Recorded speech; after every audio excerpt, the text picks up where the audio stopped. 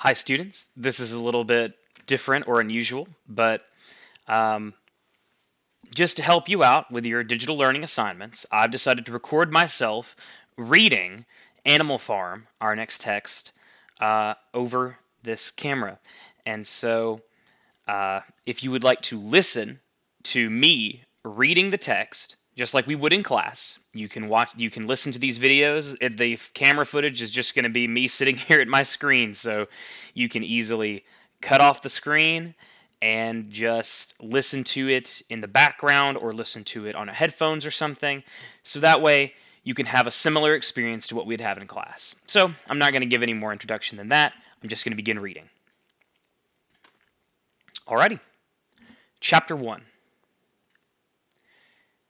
Mr. Jones of the Manor Farm had locked the hen houses for the night, but he was too drunk to remember to shut the pop holes. With the ring of light from his lantern dancing from side to side, he lurched across the yard, kicking off his boots at the back door, drew himself a last glass of beer from the barrel in the scullery, and made his way up to the bed, where Mrs. Jones was already snoring. As soon as the light in the bedroom went out, there was a stirring, a fluttering all through the farm buildings. Word had gone round during the day that old Major, the prize middle white boar, had had a strange dream on the previous night, and wished to communicate to the other animals. It had been agreed that they should all meet in the big barn as soon as Mr. Jones was safely out of the way. Old Major, so he was always called, though the name under which he had been exhibited was Wildington Beauty, was so highly regarded on the farm that everyone was quite ready to lose an hour's sleep in order to hear what he had to say. At one end of the big barn, on a sort of raised platform, Major had already ensconced himself on a bed of straw, under a lantern which hung from a beam. He was 12 years old, and had lately grown rather stout, but he was still a majestic-looking pig, with a wise and benevolent appearance, in spite of the fact that his tushes had never been cut. Before long the other animals began to arrive and make themselves comfortable after their different fashions.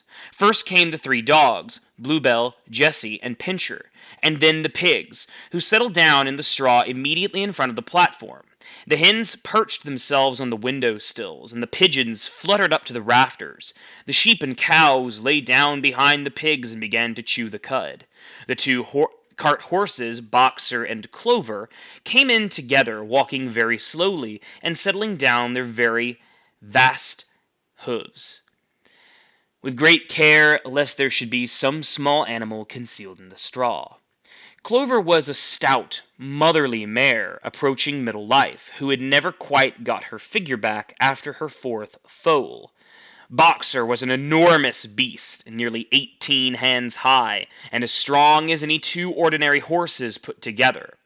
A white stripe down his nose gave him a somewhat stupid appearance, and in fact he was not of first-rate intelligence, but he was universally respected for the steadiness of his character and tremendous powers of work. After the horses came Muriel the white goat and Benjamin the donkey. Benjamin was the oldest animal on the farm and the worst tempered. He seldom talked, and when he did, it was usually to make some cynical remark. For instance, he would say that God had given him a tail to keep the flies off, but that he would have sooner had no tails and no flies. Alone, among the animals on the farm, he never laughed. If asked why, he would say that he saw nothing to laugh at. Nevertheless, without openly admitting it, he was devoted to Boxer. The two of them usually spent their Sundays together in the small paddock beyond the orchard, grazing side by side, but never speaking. The 2 horses had just lain down when a brood of ducklings, which had lost their mother, filled into the barn, cheeping feebly and wandering from side to side to find some place where they would not be trodden on. Clover made a sort of wall round them with her great foreleg, and the ducklings nestled down inside it and promptly fell asleep. At the last moment Molly, the foolish white pretty mare, who drew Mr. Jones's trap, came Mincing daintily in chewing a lump of sugar, she took a place near the front and began flirting her white mane, hoping to draw attention to the red ribbons it was painted with. Last of all came the cat, who looked around as usual for the warmest place and finally squeezed herself in between Boxer and Clover. There she purred contentedly throughout Major's speech, without listening to a word of what he was saying. All of the animals were now present except for Moses, the tame raven, who slept on a perch behind the back door. When Major saw that they had all made themselves comfortable and were waiting attentively, he cleared his throat and began. Comrades, you have heard already about the strange dream that I had last night, but I will come to the dream later. I have something else to say first. I do not think, comrades, that I shall be with you for many months longer, and before I die I feel it is my duty to pass on to you such wisdom as I have acquired. I have had a long life. I have had much time for thought as I lay alone in my stall, and I think that I must say that I understand the nature of life on this earth as well as any animal now living. It is about this that I wish to speak to you. Now, comrades, what is the nature of this life of ours? Let's face it, our lives are miserable, laborious, and short. We are born, we are given just so much food that will keep the breath in our bodies, and those of us who are capable of it are forced to work until the last atom of our strength. And at the very instant that our usefulness has come to an end, we are slaughtered with hideous cruelty. No animal in England knows the meaning of happiness or leisure until he is after a year old. No animal in England is free. The life of an animal is misery and slavery. That is the plain truth. But is this simply part of the order of nature? Is it because this land of ours is so poor that it cannot afford a decent life to those who dwell upon it? No, comrades, 1,000 times no! The soil of England is fertile, its climate is good, it is capable of affording in abundance to an enormity greater number of animals that now inhabit it. This single farm of ours would support 12 horses, 20 cows, hundreds of sheep, and all of them living in a comfort and dignity that is almost beyond our imagining.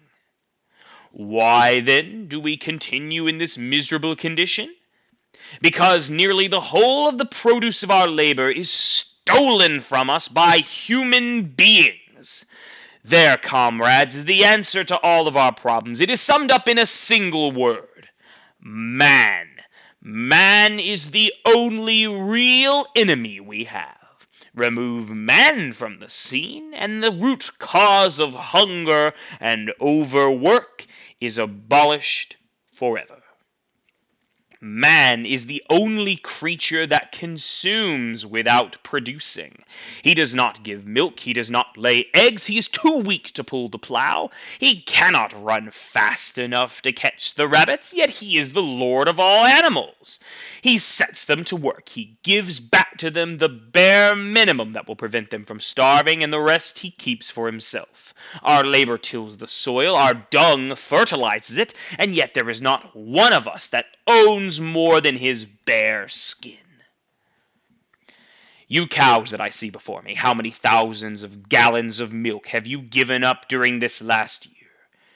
What happened to that milk, which should have been breeding up sturdy calves? Every drop of it has gone down the throats of our enemies. And you hens, how many eggs have you laid in the last year? How many of those eggs have hatched into chickens? The rest have all gone to market to bring in money for Jones and his men. And you, Clover, what are those 4 foes you bore? Who should have been the support and pleasure of your old age? Each was sold at a year old. You will never see one of them again. In return for your 4 confinements and all the labor in the fields, what have you ever had except for your bare rations and a stall? And even these miserable lives we lead are not allowed to reach their natural span, for I myself do not grumble. I am one of the lucky ones. I am 12 years old and have had 400 children. Such is the natural life of a pig, but no animal escapes the cruel knife in the end. You young porkers who are sitting in front of me, every single one of you will scream your lives out at the block within a year. To that horror we must all come. Cows, pigs, hens, sheep, everyone, even the horses and the dogs will have no better fate. You boxer, the very day those great muscles of yours lose their power, Jones will sell you to the knacker, who will cut your throat and boil you down for the foxhounds. As for the dogs, when you grow old and toothless, Jones ties a brick round their necks and drowns them in the nearest pond. Is it not crystal clear, then, comrades, that all the evils of this life of ours spring from the tyranny of human beings? If you get rid of only man, the produce of our labor would be our own. Almost overnight we could become rich and free. What then must we do? Why, we must work day and night, body and soul, for the overthrow of the human race. That is my message to you, comrades. Rebellion! I do not know when that rebellion will come. It might be in a week or in 100 years. But I know as surely as I see the straw beneath my feet that sooner or later justice will be done.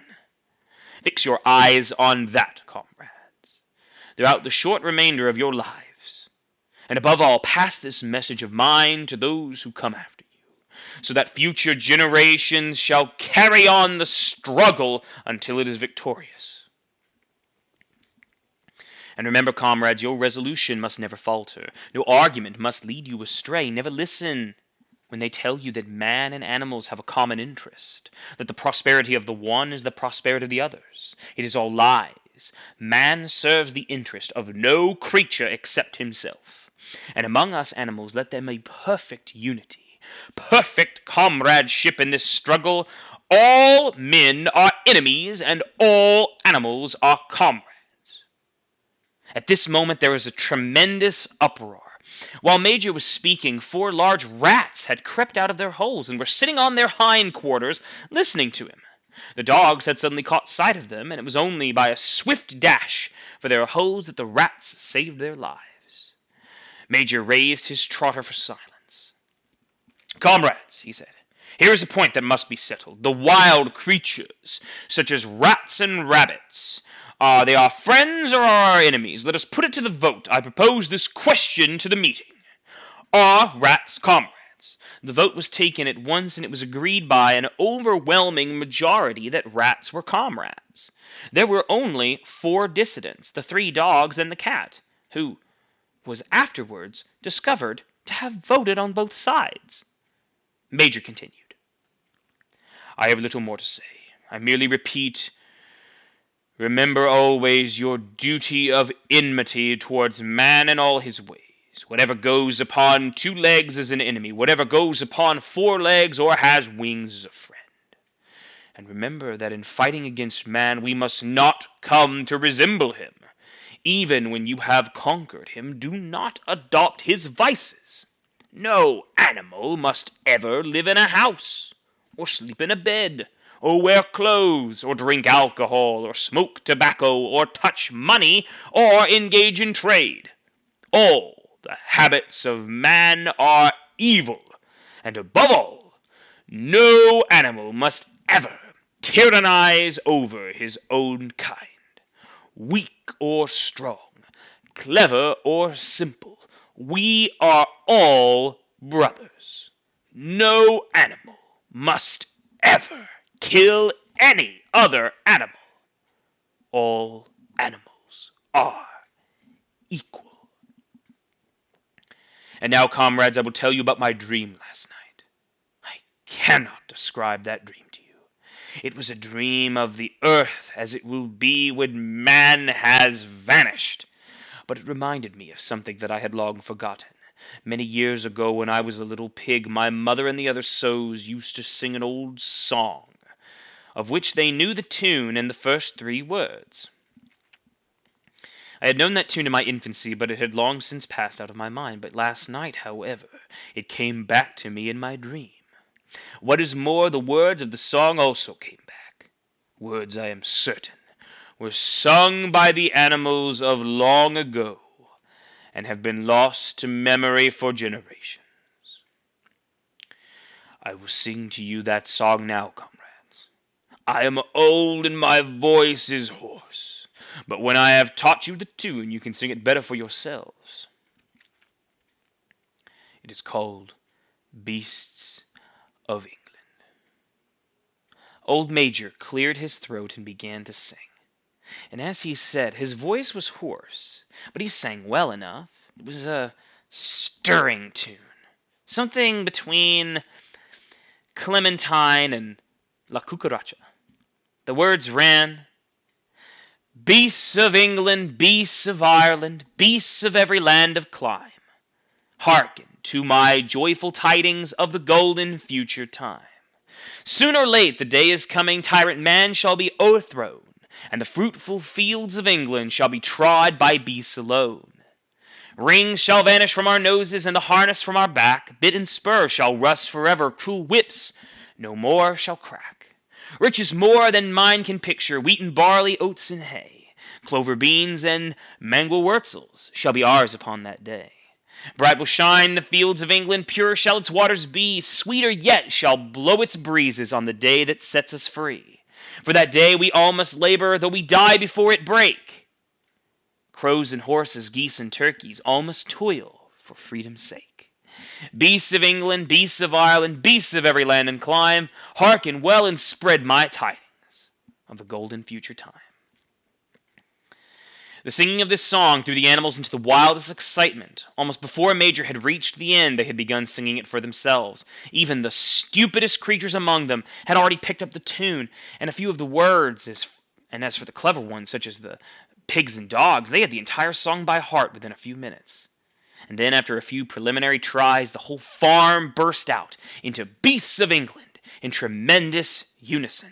The cows lowed it, the dogs whinnied it, the sheep bleated at the horses whinnied it, the ducks quacked it. They were so delighted with the song, they sang it right through 5 times in succession, and might have continued singing it all night if they had not been interrupted. Unfortunately, the uproar awoke Mr. Jones, who sprang out of bed, making sure that there was a fox in the yard.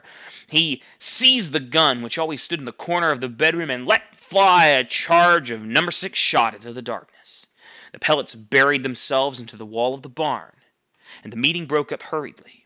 Everyone fled to his own sleeping place. The birds jumped onto their perches, and the animals settled down in the straw, and the whole farm was asleep in a moment. That concludes Chapter 1. Now, I'll offer a few questions for you to think about related to Chapter 1. So, one of the things you may have noticed is the principles which Old Major set down. His sort of anti-human agenda is very important to the core story because the conflict between animals and humans is meant to resemble a certain conflict between classes, the working class and the upper class. So I want you to think about why George Orwell might have made that comparison, what relevance it might have to the overall story. Additionally, there's a few things you should keep in mind about some of the principles that he laid down. On our PDF, if we go to page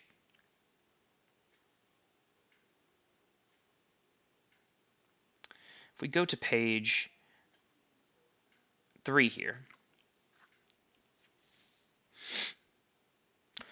Whatever goes upon 2 legs is an enemy. Whatever goes upon 4 legs or has wings is a friend. And remember that in fighting against man, we must not come to resemble him. Even when you have conquered him, do not adopt his vices.